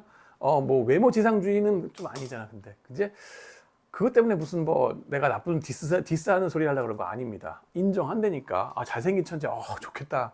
근데 소용없다고요. 그냥 이 욕심 앞에는, 그죠? 레버리지 앞에는 아무짝에 쓸모없다. 그죠? 뉴턴도 당하셨다. 얘라고 예외가 아니다. 이거 갖고 지금 음모론이 막 모락모락 나죠. 얘가 혹시 얘를 질투해서 혹은 뭐 얘를 시기해서 잡아먹으려고 그런 거 아니냐. 그런 것 같진 않다. 제 보기에는. 그럴 수도 있겠지만 물증이 없어요. 일단 심증도 안 가요 저는. 근데 물증도 없고 그렇다는 생각이 들고, 얘가 청산이 딱 되면서 그 다음에 뭐예요? 아이 너 때문이었어? 아이 됐네. 시장의 uncertainty 끝났다 라고 하면서 반등을 미친 듯이 했죠 어저께. 근데 이 반등이 계속 올라갈까? 가기를 바랍니다 저도. 근데 다른 한편으로 생각하면 뭐예요? 빙산의 일각 아닐까? 얘만 이런 식으로 투자했을까? 그죠? 시장에 얘 하나일까? 그런 짓을 한 게? 얘 말고도 물밑에 많이 말아먹은 분들이 있겠죠? 그죠? 걔네들은 지뢰밭 아닌가 지금? 하는 생각은 들어요. 그래서 또다시 떡락과 폭등이 이어질 수 있다 하는 건 좀 생각하자. 너무 안심하진 말자 하는 거 말씀드릴게요. 조심하시기 바랍니다. 네 번째 질문입니다. 공포심, 군집 행동, 손실 회피 성향은 어떻게 시장의 급락을 더 악화시킵니까? 하는 건데요. 이 질문에 대답하기 전에 저는 이 질문이 요 영역, 떡락할 때 영역이거든요. 근데 저는 버블이 형성되는 과정부터 조금은 좀 봐야 된다. 왜냐하면 요 밑으로 떨어지기 직전에 요 지점에서의 사람의 마음이 간사하거든요. 요때 마음하고 요때 마음하고 요때 마음이 다른데, 요때 마음은 요 정상에 올라갔을 때의 마음의 연장선에서 좀 봐야 되는 게 있다는 거예요. 뭐냐면은 오만이 극치를 다르거든. 자기 과신, 과잉 확신 이런 거가 너무 심해진다. 근자감이 쩐다. 얘도 생각해 보세요. 얘가 콜롬비아에서 그렇게 배웠다며, 천재라며. 몰랐겠어요? 이 떨어질 가능성에 대해서. 근자감이 쩔지 않았을까? 왜 근자감이 생겼을까? 올라가는 과정에서 멀쩡한 사람도 근자감이 심해진다 하는 거예요. 근데 쟤는 오죽할까? 컨트롤이 안 된다는 거예요, 사람이란 게.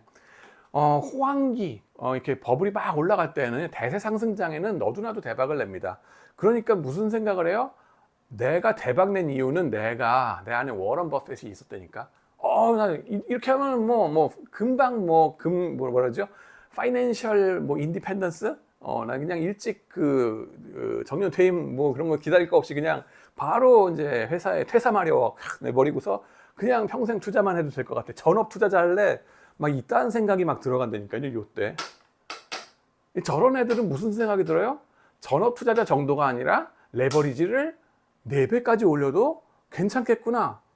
그것도 SK 하이닉스 같은 이런 주식에까지 레버리지도 내가 견딜 수 있겠구나.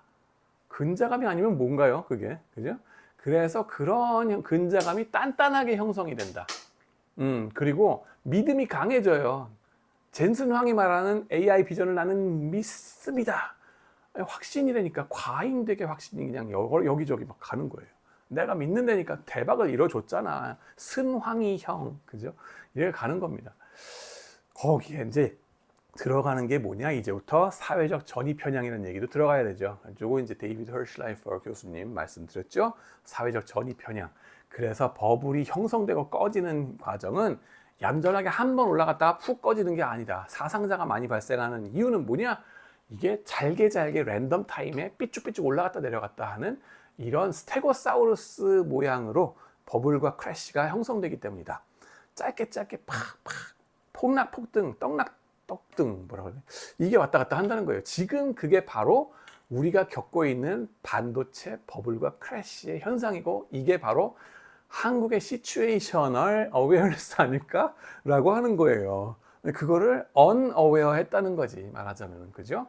이런 식이 되는 건데, 난가 그렇다는 겁니다. 그죠? 스테고사우루스.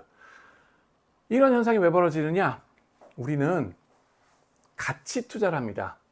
밸류 인베스트먼트에 가치 투자를 하려니까는 투게더네스의 가치 투자, 어깨 걸고 같이 가는 이 가치 투자를 하고 있어요. 투자는 혼자서 고독하게 사색하면서 투자하지를 않아요, 사람들이. 합리적으로 모든 걸 가려 따져가지고 냉철하게 사자 팔자 결정하는 게 아니야. 이 사람들이 뭐 하냐면 우리 개미들은 뭐예요? 친구, 동료, 선후배, 이웃 등 만나면서 신나게 얘기하면서 질투심 느껴가면서 자랑 뿜뿜하면서 얘기를 합니다. 그거에 의해서 되먹임 효과가 일어나, 피드백 이펙트도 일어나고, 그러다 보면 우리는 보통 가치 투자를 합니다. 그러고 그렇기 때문에 추가적인 사회적 심리적 개념을 도입하게 되는 거고요.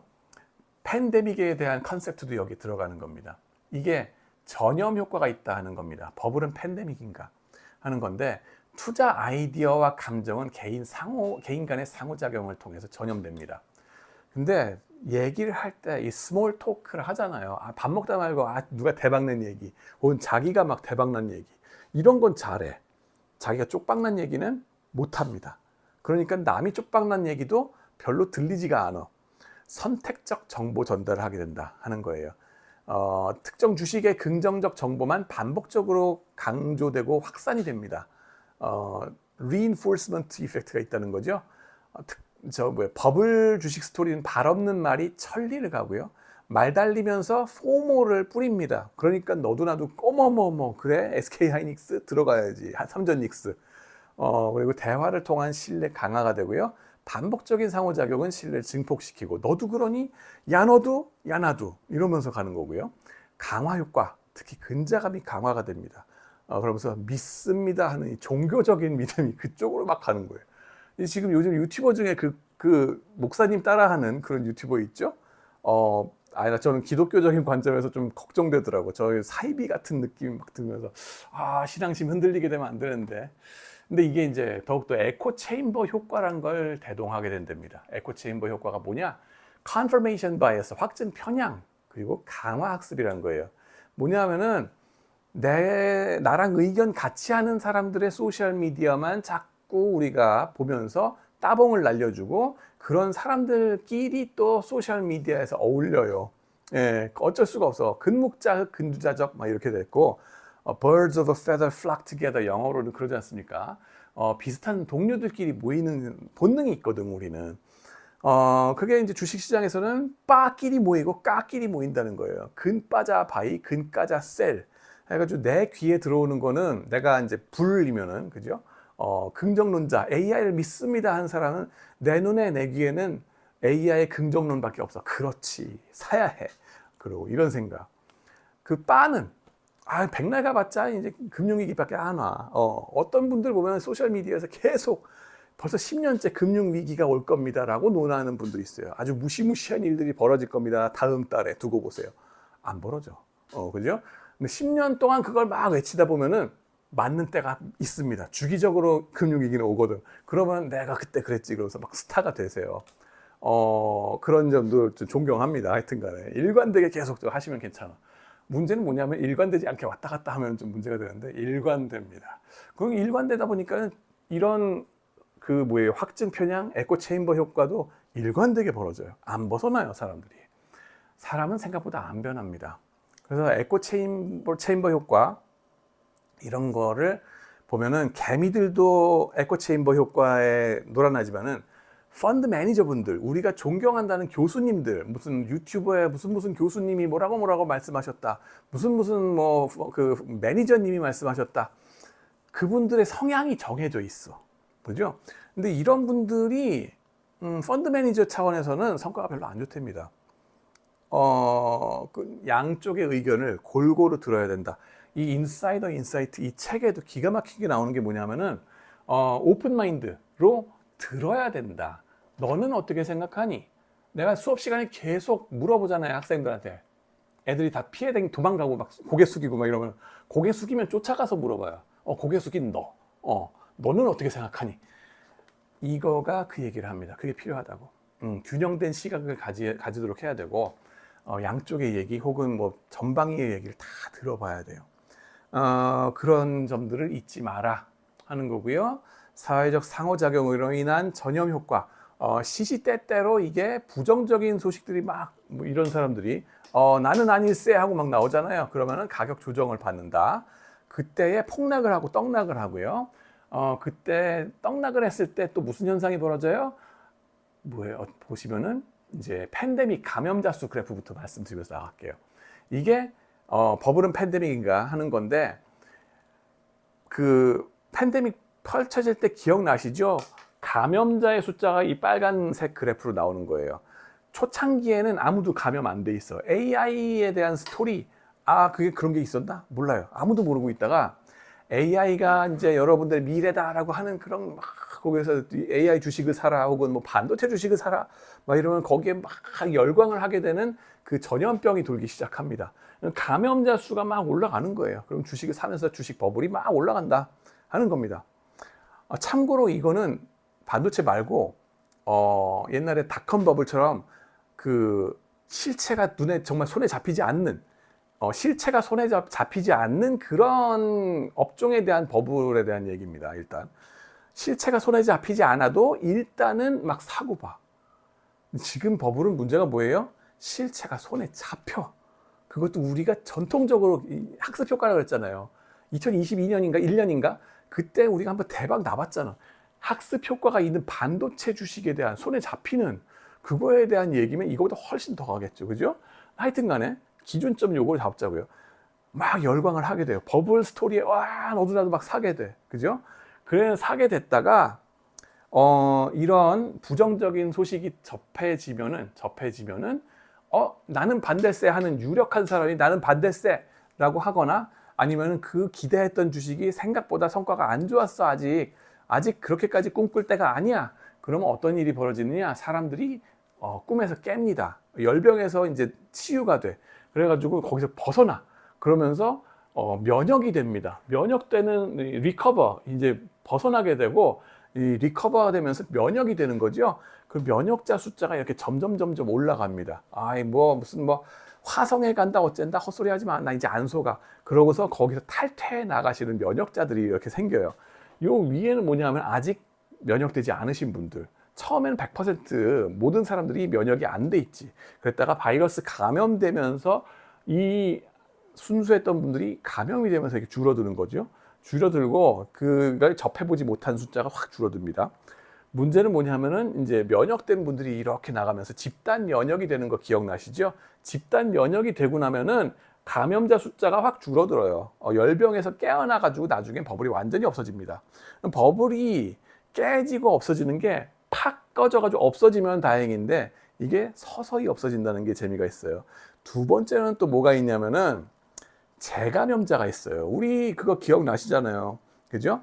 코로나 바이러스도 나았다고 안심했는데 재감염되고 3차 감염되시고 막 반복적으로 되시는 분들이 있었다니까.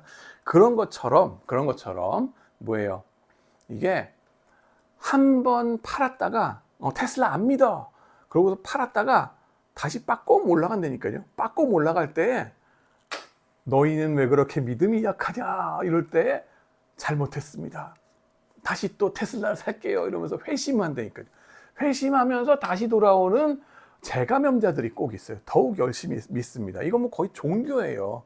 그래가지고 이제 이런 일들이 벌어진다 하는 건데 보시면은 바이러스 열병에서 깨어나고 드디어 면역이 될까?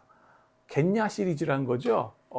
바로 이 지점이 포인트라는 거예요. 면역학에서 빠와 까의 충돌이 여기서 더 벌어진다는 건데 폭락 한번 했다가 폭락하면은 개 눈엔 똥만 보인다고 떨어졌을 때 이 믿는 사람들한테 믿는 이들의 눈에는 이게 떨어지는 게 바로 사자는 그 시그널로 보인다니까 이 지점이 지금 사란 얘기다.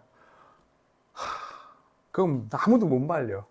그러면서 다시 또 막 지금이니 이러면서 막 다시 사요. 빠와 까가 충돌하면서 다시 빠꼼 올라갑니다. 이 지점에서 조심해야 돼요. 그러면서 에코 체인버 효과, 테슬라면 죽지 않는다. 지금이니 빠꼼 상승, 데드캣 바운싱이라고 그러죠. 어저께 폭등했던 것도 혹시 이거 데드캣 바운싱 아니냐 이런 얘기들도 있을 수밖에 없죠, 그죠? 그러면서 배심을 하는 그런 것들이 이제 더욱더 이걸 올린다 하는 거고요. 공매도자들의 숏 스퀴즈도 가격을 폭등을 시킵니다. 아까 청산하는 것도 있었지만은 이게 이제 뭐 레버리지로 망하신 분들에 대해서 청산 나가면서 이제 uncertainty 끝났어. 지금 잠깐이라도 그 불확실성이 왜 폭락하는지 몰랐는데 그 폭락이 그 uncertainty가 불확실성이 거쳤어.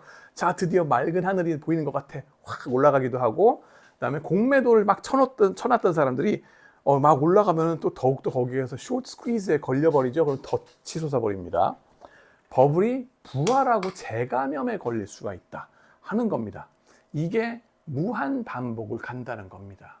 그렇기 때문에 이제 반복적으로 이런 떡락과 폭등이 계속적으로 반복된다. 한 번에 얌전하게 가시는 게 아니다. 그게 지금 우리가 겪고 있는 거다. 그래서 스테고사우루스 모델이라고 이분이 얘기하셨어요. 데이비드 허실라이퍼 교수님이. 귀엽죠? 귀엽겠냐? 하는 겁니다. 사실 제 보기에는 지금 스테고사우루스 넘어서서 이 스테고사우루스가 완전히 브레이크 댄스 추고 앉았어요. 이거 뭐 헤드스핀에 뭐 윈드밀 돌리고 앉았습니다.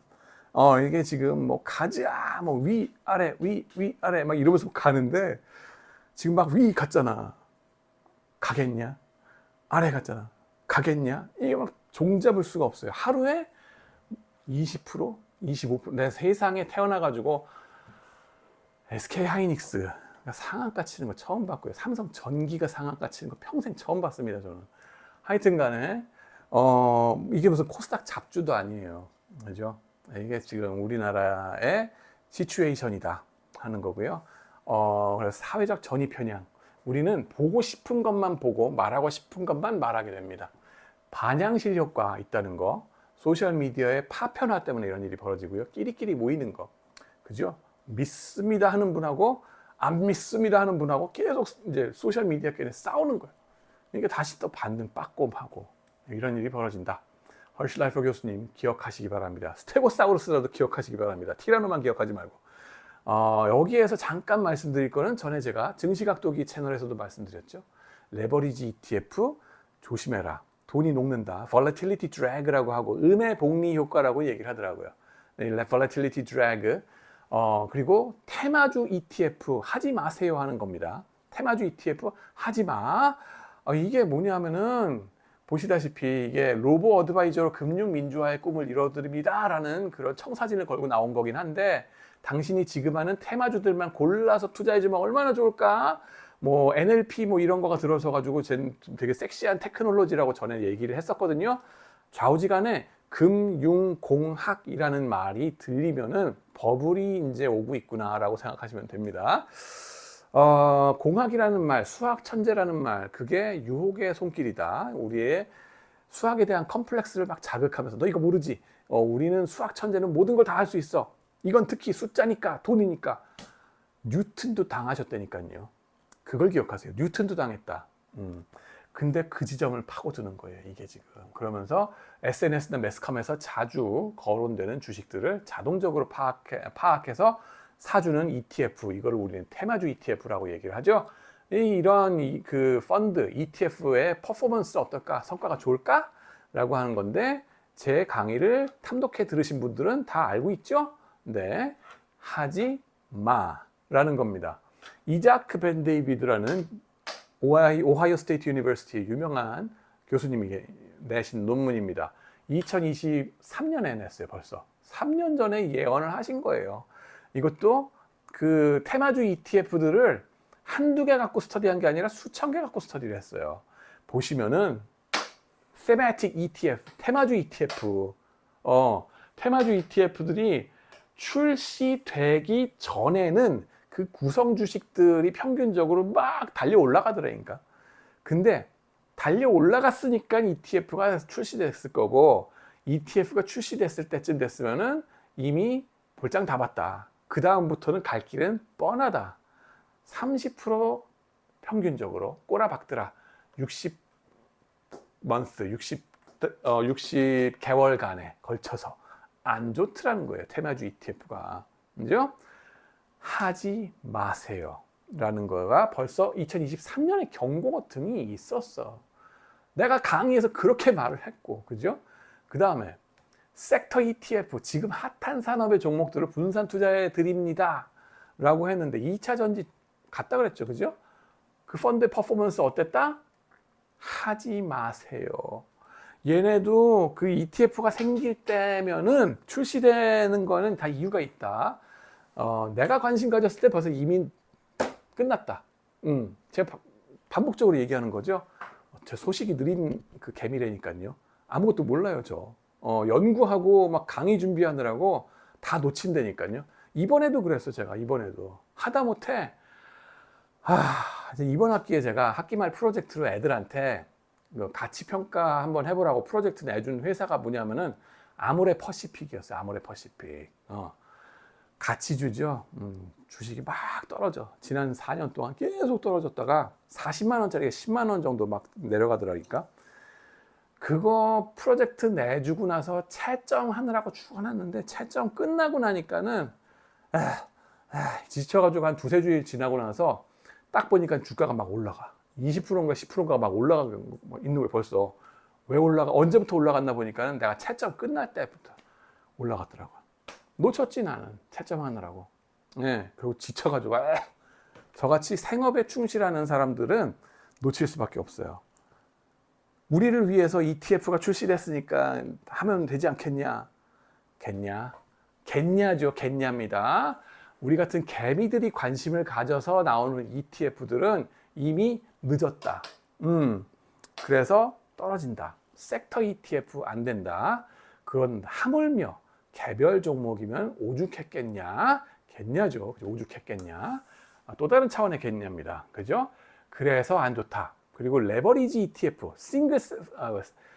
한 주식 ETF도 하지 말아야 되는 건데, 테마주 ETF니까 하지 말아야 되는 건데, 거기에 레버리지까지 가면 어떻게 될까? 가관이죠. 우리나라 뭐라 그랬어요? 오웬 라먼트 교수님이 비평했다 그랬죠. 한국의 불개미들이 리스크에 목말라 가지고, 왜냐하면은 한국에서는 상한가 제도가 30%, 하한가 30%니까는 신나지가 않아. 너무 심심해. 그러니까 미국의 무한대로 왔다 갔다 할 수 있는 서학개미가 돼가지고는 미국 시장에 있는 각종 레버리지 ETF를 점유하고 앉았더라. 비레버리지 ETF의 한국인 투자자들의 비중은 되게 낮은데 레버리지 ETF의 비중은 한국 투자자들이 이렇게 30%, 40%를 차지하더라. 굶주린 거지, 리스크에. 그죠? 이 정도 됐으면 사실 금융감독자분들이 코스닥에 혹은 우리나라 주식들부터 상한가 하한가를 없애줬어야 됐다고요. 없애주고서 이분들이 서학개미로 몰려가지 않도록 US 달러로 바꿔서 뭐 환율이 어떻게 됐네 이런 소리가 안 나오도록 했어야 됐다. 그거는 상한가 하한가를 없애줘가지고 이분들이 자기네들이 원하는 그 리스크 에피타이트 뭐라 그러죠? 자기네들의 리스크 캐파에 맞는 코스닥 주식들을 사도록 투자하도록 해줬어야 됐다. 그래야지 코스닥에 있는 바이오테크 회사든지 무슨 새로운 상장 벤처 회사든지 자금줄이 터질 거 아니에요. 물론 거기에 안 좋은 점은 코스닥 투자했다가 하루아침에 망할 수도 있지. 하지만 그 긍정적인 효과가 더 크지 않았을까? 코스닥의 테크놀로지 회사가 더욱더 잘 되고 선순환이 일어나면은 캘리포니아의 그 실리콘밸리가 부럽지 않게 되지 않겠나? 의대에 몰리는 그 현상도 근본적으로 여기에서 바로잡아주지 않았을까? 그런 효과가 있었을 거다. 근데 그거는 욕먹기 싫으니까 가만히 두고서 뭘 해요? 야, 테마주 ETF, 그지? 그거 하면 뭔가 되지 않겠어? 뭐 삼성전자, SK하이닉스 안전하니까 거기에 레버리지 하면은 안전하다는 이미지 때문에 더 많이 하지 않겠어? 그래서 글로 쏠리는 바람에 코스닥에서 돈이 빠져나오면서 단일 종목 레버리지 ETF로 쏠려가요. 아까 보셨잖아요. 코스닥에서 이 개미 투자자들 계속 나오는 거. 왜 나오겠어요? 신나거든. 정책 당국자들 말하기는 뭐라 그래요? 달러 값이 너무 올라가서 환전하는 거, 저쪽으로 가는 것 때문에. 그죠? 근데 그것 때문에 레버리지 ETF 단일 종목을 허용해줬다? 이미 홍콩에서도 레버리지 ETF 다 갔던 거 아시죠? 그것도 있는데 왜? 그래서 이거는 양날의 검이기도 해요. 양쪽에 다 비평할 수 있는 거는 레버리지 ETF 때문에 모든 이 사단이 났다는 아니에요. 뭐냐면은 홍콩에 이미 레버리지 ETF가 단일 종목 SK하이닉스 대상으로 있었다고요. 분명히 그걸로 갈 수 있었는데 뭐 그죠? 그것 때문에 볼레틸리티가 올라갔었냐? 그거는 아니잖아요, 그죠? 그래서 그것까지는 그렇고 하여튼간에 그거는 좀 더 과학적인 스터디를 더 해봐야 됩니다. 그래서 이거다 저거다라고 바로 얘기할 거는 아니다. 제가 한 발짝 물러서서 얘기하면은 그거는 좀 더 연구해 볼 소지가 있다. 그러나 더 중요한 건 뭐다? 애당초에 코스닥에 그죠? 혹은 우리나라 주식들의 상한가 하한가를 없애줬어야 됐다. 보조바퀴 띄고서 무한 질주를 하도록 냅둬라. 이제 다들 성장한 성인이다. 우리는 성인식, 그죠? 난 더 이상 뭐죠? 난 더 이상 신흥시장이 아니에요. 이게 싸이가 나와서 막 이렇게 춤을 추는데, 그죠? 막 이러는데, 그지? 이 성인식을 할 때가 됐어요. 우리나라 주식시장이, 그죠?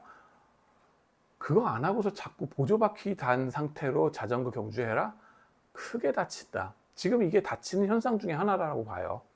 그죠? 보조바퀴 뜻은 좋아. 그죠? 상한가, 하한가. 뜻은 좋아요. 근데 이제는 우리가 성인식을 치러야 될 때다. 보조바퀴 뛰어야 될 때다. 라고 저는 거듭거듭 말씀드려요. 네가 다 책임질 수 있냐? 아니, 지금 이 사단은 괜찮나? 하는 거죠. 그죠? 그래서 단일 종목 레버리지 ETF 가기 전에 뭘 했어야 됐다? 상한가, 하한가를 없애줬어야 됐다. 스텝이 잘못됐다. 꼬였다. 순서가 잘못됐다. 이제 와서 이 상한가, 하한가를 없앤다고 상황이 달라지겠냐? 그죠? 그나마 지금 단일 종목 레버리지에 대한 제한을 좀 더 걸어놨기 때문에 그나마 스텝이 조금 다시 되도록 이렇게 하는 효과는 있겠지. 하지만은 참 순서가 잘못됐다. 레버리지 ETF로 인한 음의 복리 효과 그래프 제가 보여드렸죠? 이겁니다. 복리 효과 그 순방향으로 얌전하게 갈 때는 그 기하급수적으로 빨리 올라가서 좋은 게 있지. 그러나 내릴 때 기하급수적으로 빨리 사라지고요. 그 다음에는 널뛰기 할 때가 미친다는 거예요. 널뛰기 할 때 본래 주식이 100에서 110 갔다 100에서 다시 100으로 돌아갔다가 이게 원금 회복을 막 하는 이 널뛰기를 하잖아요. 10% 올라갔다가 9% 떨어졌다가 이걸 계속 반복하잖아요. 그러면은 3배 레버리지 하면은 이게 금방 달아 없어집니다. 왜냐하면은 종가 기준으로 퍼센티지를 3배 해주기 때문에 그래요. 그래서 널뛰기 장세로 왔다 갔다 하면은 원래 주식은 원위치를 할지언정 레버리지 ETF는 금방 원금이 고갈돼 없어진다. 100에서 시작해서 20 되는 거 1도 아니다. 한 달이면 끝난다고 보시면 돼요. 한 달, 두 달이면 끝납니다. 그죠? 이거는 단기 투자용이다. 또 널뛰기 2 했는데 먼저 폭락한 다음에 원상 회복하면 어떻게 될까? 원래 주식이 100에서 시작해서 90으로 떨어졌다가 다시 100 되는 거. 그건 10% 떨어졌다가 11% 올라가는 거죠. 그러면은 그 퍼센티지에다 3배를 곱해가지고 원금에다가 종가에다 곱해주기 때문에 이것이 금방금방 없어져요. 달아 없어지는 속도가 더 심합니다. 그죠? 금방 100에서 20으로 꼬라박는 게 한 달, 37 거래일이면 끝납니다. 2달이면 끝난다는 거예요.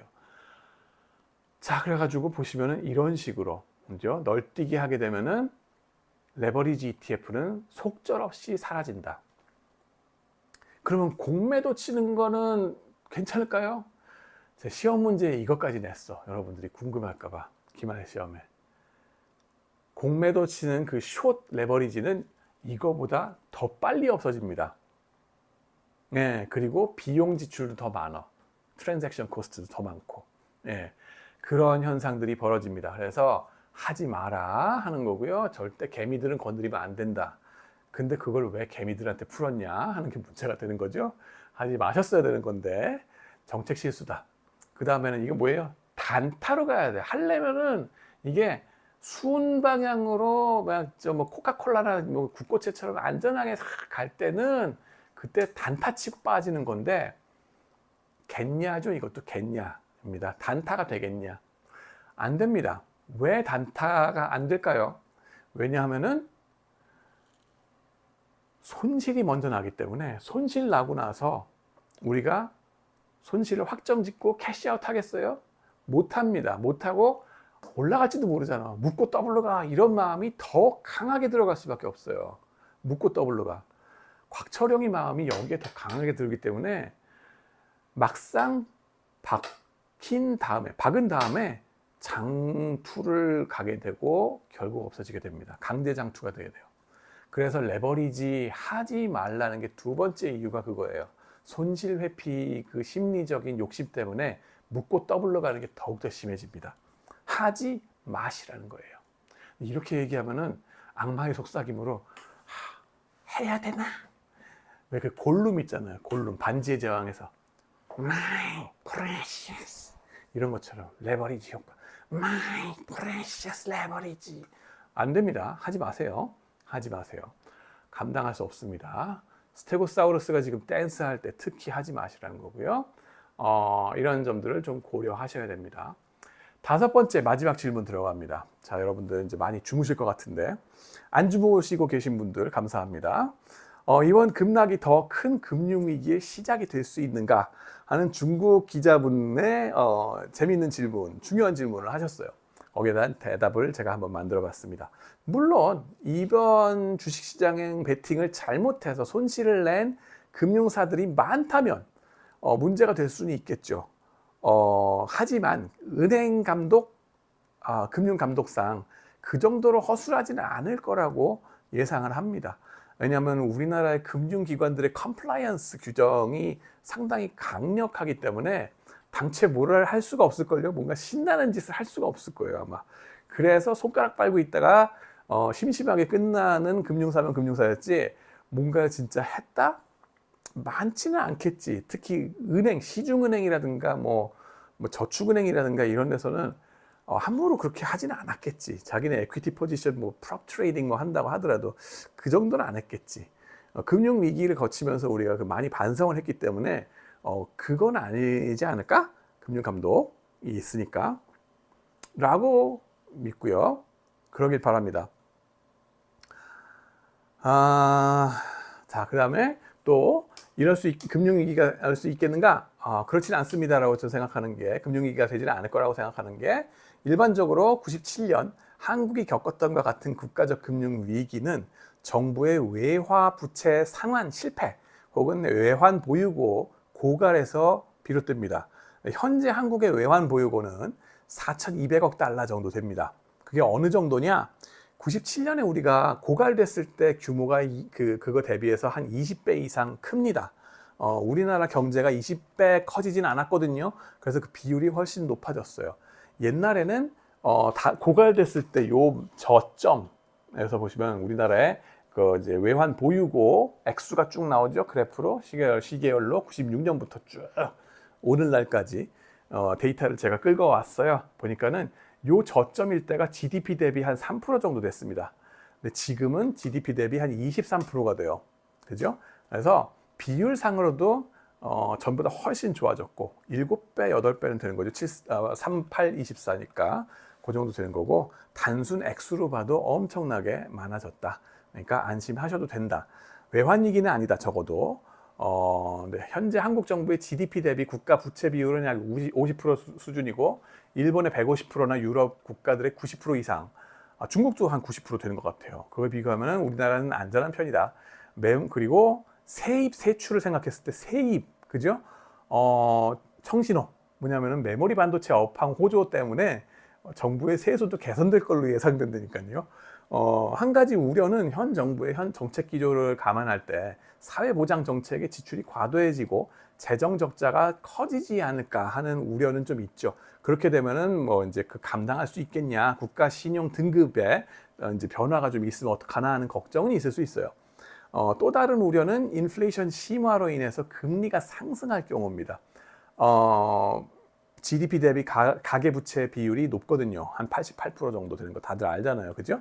그래서 그런 점에서의 문제는 좀 있을 수 있는데 큰 문제까지는 이것 때문에 모르겠다. 그렇게까지 걱정은 좀 회사 부도율은 어떤가를 보면은 96년 그때 금융 위기 당시에 이렇게 높았다. 한 2% 정도 됐던 걸 생각하면은 지금 한 0.4% 정도 선에서 삐쭉삐쭉 왔다 갔다 하고 있거든요. 물론 갑자기 튀면 어떡하냐 하는 건 좀 있는데, 괜찮지 않겠나? 조금 좀 뭐 그래도 긍정적으로 저는 좀 생각을 합니다. 어, 그래서 그 정도까지 그 걱정할 거는 뭐 그렇게까지는 아니다. 지금의 버블과 크래시가 좀 아이러니컬한 점이 뭐냐면 바로 그거예요. 사실 펀드멘탈은 되게 강하다니까요. 그 회사들에 한해서는, 그 반도체 회사들은. 근데 그거 대비 크래시가 너무 심한 거 아니냐?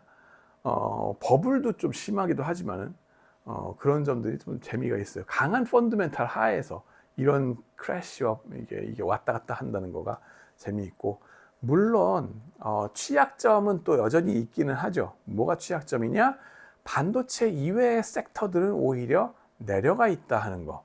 아까 처음에 이제 그래프로 되돌아갑니다. 그거는 보시면 맨 처음에, 이게 숨이 상관이 되는 건가요? 맨 처음에 그래프를 보시면은 어땠어요? 이퀄 웨이티드, 가중치 없이 단순 평균한 지수로 봤을 때는 우리나라 그 단순 평균한 주가의 퍼포먼스는 안 좋단 말이에요. 마이너스 11%였다고.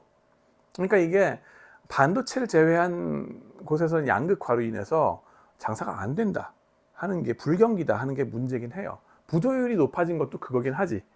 그런 건 있고, 그래서 그런 점에 있어서 반도체 이외의 다양한, 바이오든 어디든 다양한 섹터로 자금이 흐르도록 해줘야 되고 투자가 가도록 해줘야 되는 거 아니냐 하는 컨설은 있습니다.